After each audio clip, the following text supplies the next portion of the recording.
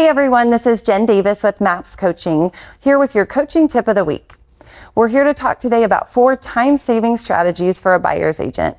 The first one is always making sure that we are forward-pacing our buyers. So after a showing, if they're not making an offer, making sure that we get that buyer back on our calendar at the time of the showing. We don't want to go back to the office, do another search, and then try to regroup with them later. We want to make sure that we get it on our calendar because then we get to control our calendar. We get to be proactive about when that buyer shows back up for another showing.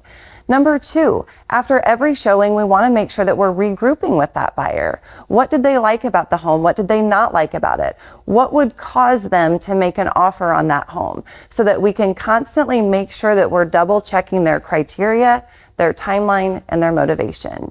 The third time-saving strategy is doing a second showing at the time of the first showing. What do I mean by that?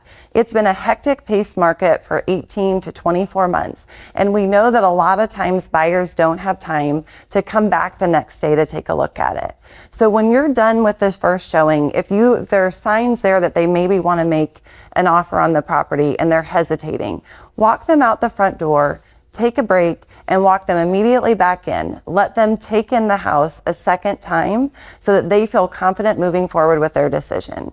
And number 4, we can make great offers. A great offer starts in the strategy session. When we have buyers that are educated to what's going on in the market, they make better offers. That means that we're in fewer showings and we're not losing offers when our buyers find that perfect home.